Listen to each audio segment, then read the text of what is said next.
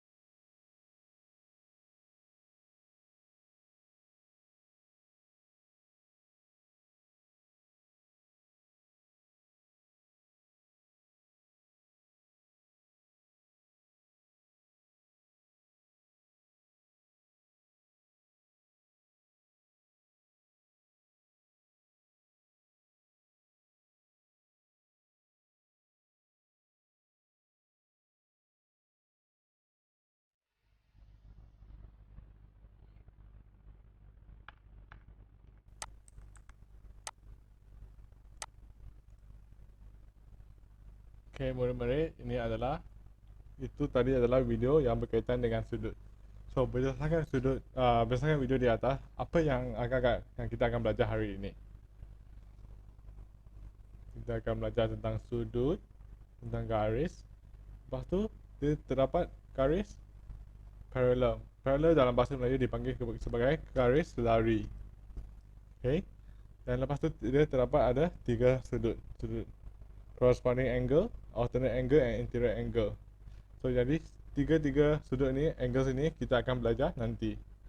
Jadi hari ini kita akan belajar tentang sudut yang berkaitan dengan garis selari dan garis rentas lintang. So apa itu garis selari dan garis rentas lintang? Mari kita tengok. Garis selari. Garis selari ditanda dengan simbol ini, line ini. Jadi sekiranya kita tulis satu garis di sini dan kita buat satu arrow di sini, maksudnya dua garis ini adalah sama, adalah selari. Dan garis selari tidak akan bertemu antara satu sama lain. Maksudnya dia akan terus pergi terus sampai ke hujung, tapi mereka tidak akan bertemu.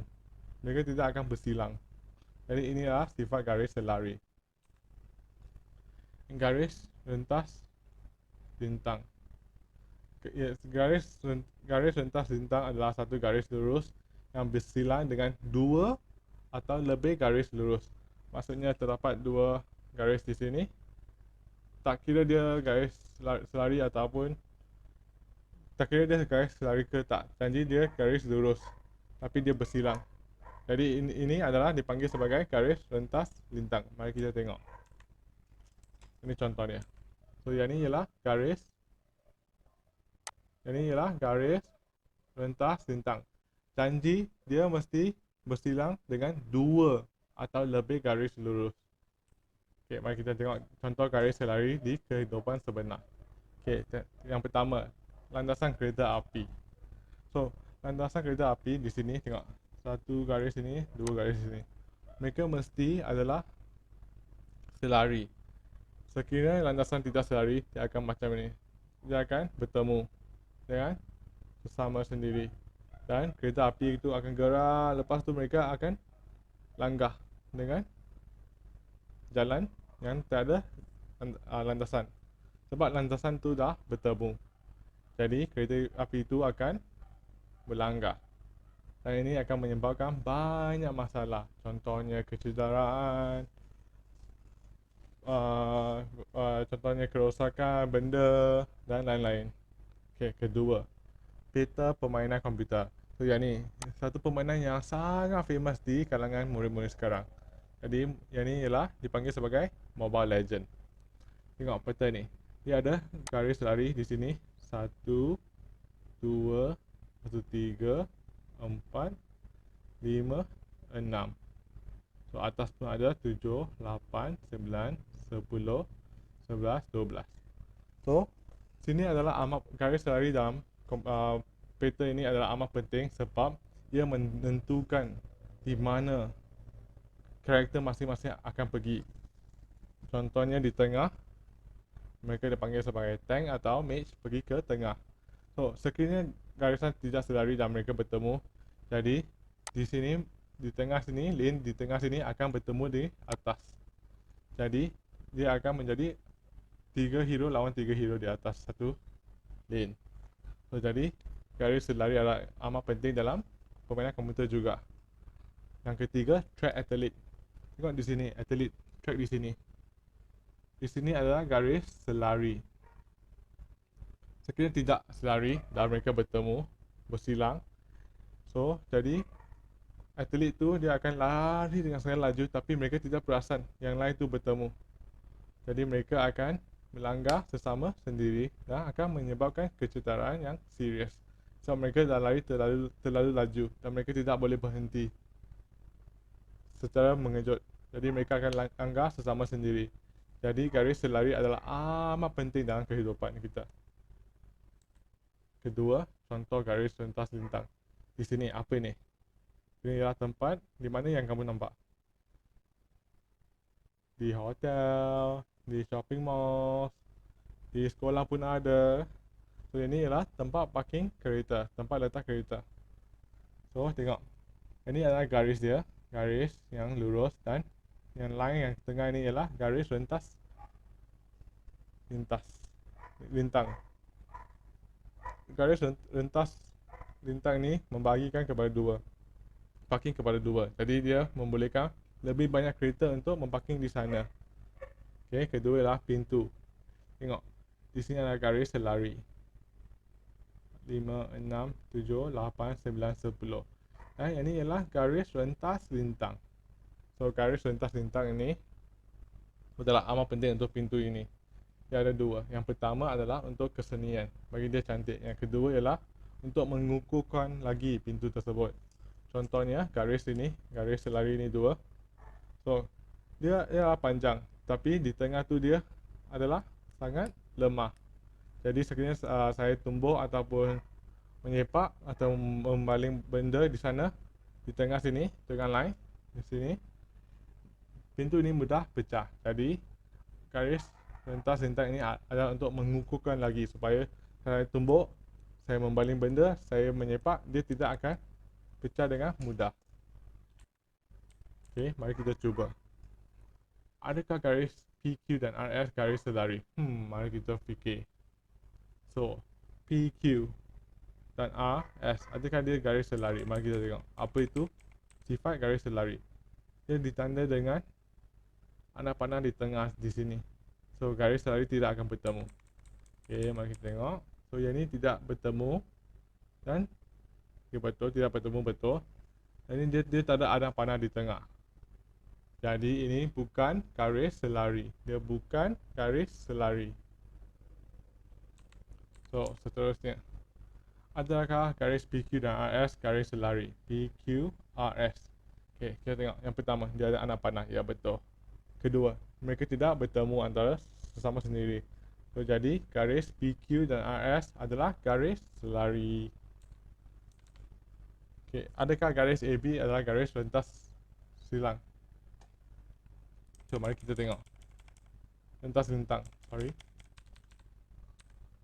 So sini, garis lurus yang bersilang dengan dua atau lebih garis lurus.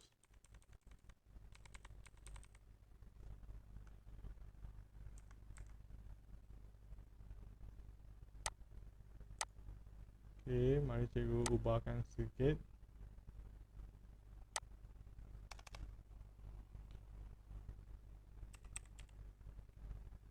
Lintang. Okay. So, adakah dia garis rentas lintang?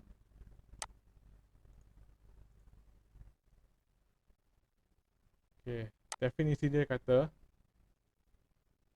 dia mesti rentas dua garis, dua atau lebih. So dia ada rentas dua garis. Jadi ini adalah garis rentas lintang kedua. Adakah A garis AB garis rentas lintang?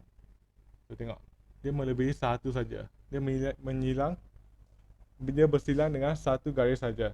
Jadi dia bukan. So definisi untuk garis rentas lintang adalah dia mesti bersilang dengan dua atau lebih garis lurus. So yang ni ialah bukan. Okay, seterusnya, sudut sepadan, sudut selang-seli dan sudut pendalaman. Okay, sudut sepadan ialah corresponding angle dalam bahasa English. Sudut selang-seli adalah alternating angle. Dan sudut pendalaman ialah interior angles yang kita tadi tengok dalam video tersebut. So mari kita tengok sudut sepadan. So sekiranya terdapat garis selari dan terdapat garis rentas lintang yang melalui garis selari, jadi sudut sepadan adalah sama. Maksudnya, sekiranya ada garis selari,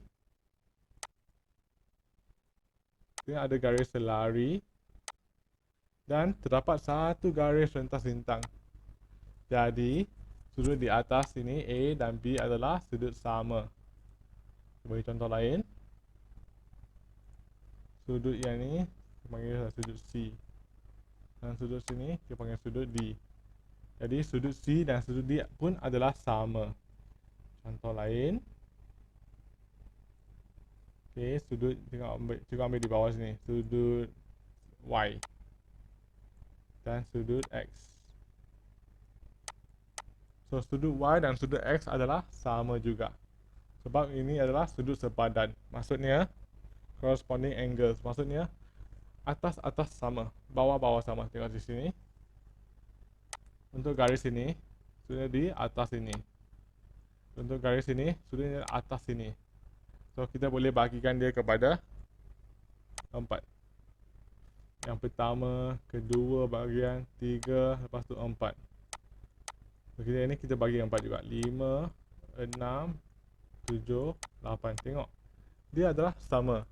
Dia dibagi kepada 4 bahagian. So jadi bahagian pertama sini adalah sama dengan bahagian pertama untuk kedua. So 1 dan 5 adalah sama. Jadi ini adalah sudut sepadan. Okay, seterusnya, sudut sepadan. Sekiranya sudut sepadan adalah sama, maka garis PQ RS adalah garis selari. Dan garis AB adalah rentas lintang sebab dia bersilang dengan dua garis lurus. So yang ini adalah amat penting sebab sekiranya sudutnya adalah sama, maksudnya garis PQ dan RS adalah garis selari. Okay, contohnya cikgu ubah yang ni. Sudut ini cikgu ubah menjadi 60 darjah. Jadi tengok, sudut sepadan ni tidak sama. Jadi garis PQ dan RS, bukan garis selari. Okey. Okey, mari kita balik. Okey, tengok sudut selang-seli. Sekiranya terdapat garis selari dan terdapat garis rentas lintang yang melalui garis selari, jadi sudut selang-seli adalah sama. Selang-seli maksudnya ada tak ada. So, contohnya, tengok sini ada, sini tak ada, sini ada. So, ini adalah sudut selang-seli ataupun dalam bahasa Inggeris kita panggil sebagai alternate angles. So, selang-seli ini kita boleh tengok dengan menggunakan huruf. Tengok sini. Dia sebenarnya macam huruf apa? Huruf Z. Okay, boleh tengok, okay, ialah huruf Z.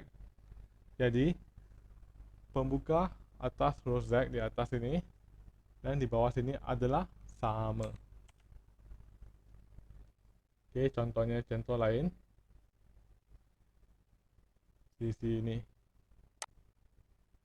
Garis sudut ini, sudut X, sudut sini, sudut Y. Ini adalah sudut yang sama sebab dia ada Z di sini. Dia nampak tak huruf Z di sini? Jadi ini adalah sudut selang-seli.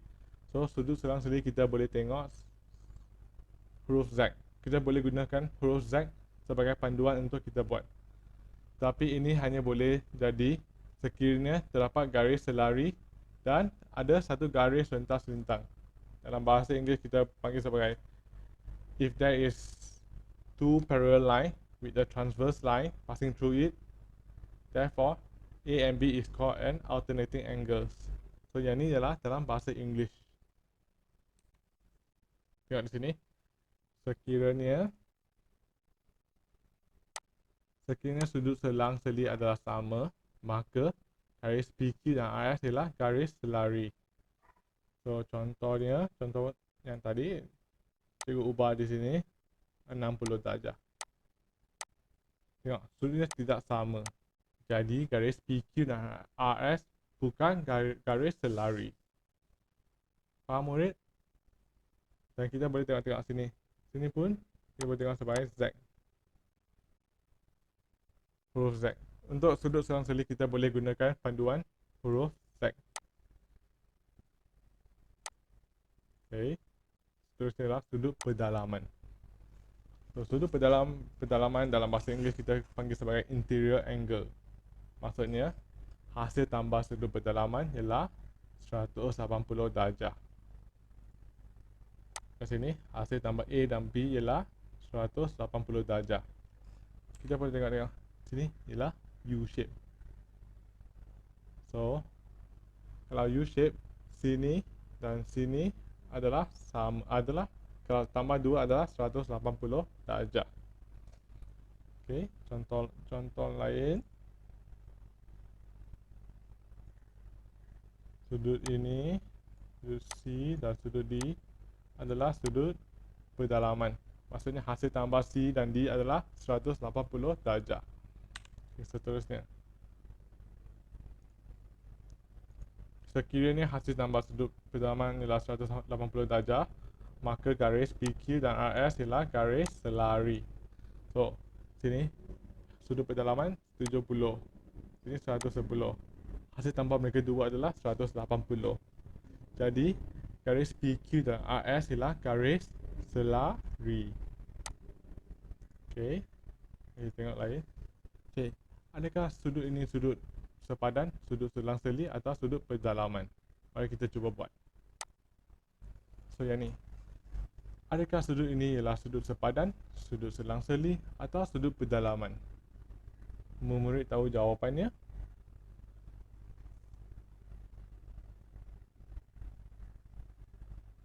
Jawapannya adalah sudut ini adalah sudut sepadan. Tengok sini, sini atas, sini pun atas. Okey. Adakah sudut ini sudut sepadan, sudut selang-seli atau sudut pedalaman? Jadi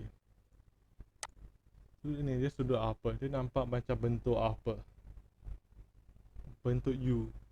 Jadi bentuk U tadi cikgu Ngor dah ajar, bentuk U ialah sudut pedalaman. So ini adalah sudut pedalaman. Okey, seterusnya, adakah sudut ini sudut sepadan, sudut selang-seli atau sudut pedalaman? Okey, sudut ini. Tengok. Oh, yang ni dia macam huruf Z. Tengok huruf Z di sini. Jadi, sudut ini ialah sudut selang-seli. Dan sudut A dan B adalah sama. Sudut selang-seli. Okey, faham murid-murid? Seterusnya. Apakah nilai bagi sudut B? So, tadi cikgu Mawar cakap sudut selang-seli. Maksudnya sudut dia mesti sama. Jadi sudut B adalah, sini adalah 50. So, jadi sudut selang-seli ini adalah berapa murid-murid? Ya, betul, 50 darjah. Seterusnya. So, ini adalah sudut apa? Apakah nilai bagi sudut B? So, yang ini adalah sudut apa? Ini adalah sudut apa? Di atas, sini pun atas. Oh, sudut sepadan. Jadi, sudut sepadan dia mesti sama. Jadi, B ialah,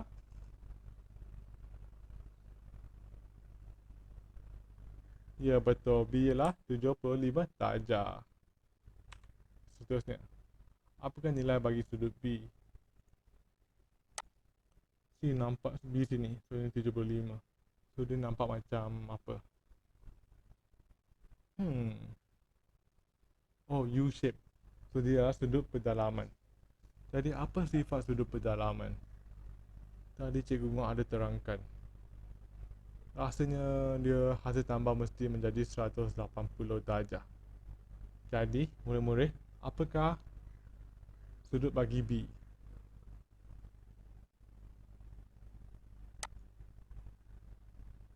Mari kita cuba 180. So, hasil tambah dia mesti menjadi 180 darjah. Sama dengan 180 darjah. Jadi, sudut B ialah 180 darjah tolak dengan 75 darjah. Jadi, huruf B ialah 105 darjah. Ya, tak. Kita dah boleh buat. Sangat senang saja yang sudut ni. Jadi, kesimpulannya. Apa yang kita telah belajar? Kita telah belajar tentang garis selari. Kita telah belajar tentang garis rentas-lintas, lintang. Lepas tu apa lagi yang kita belajar? Mau tahu?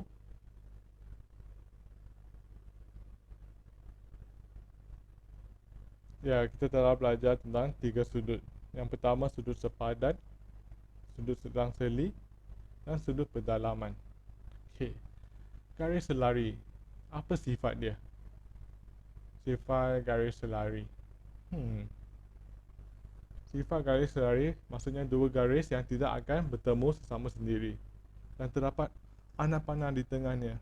So, itu ialah sifat garis selari. Okey, yang pertama.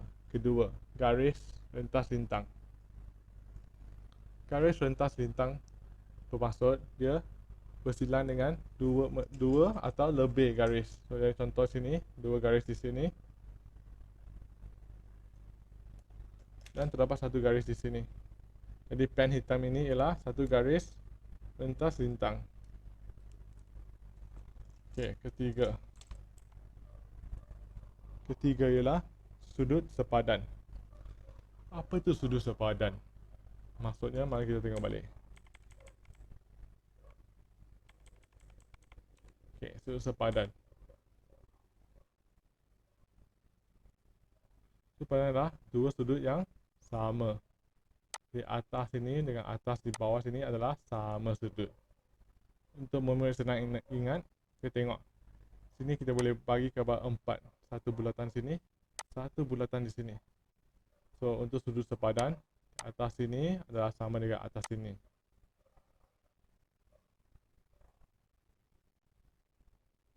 Atas ini adalah sama dengan atas ini.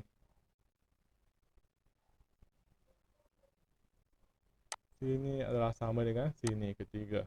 Yang keempat, sini adalah sama dengan sini.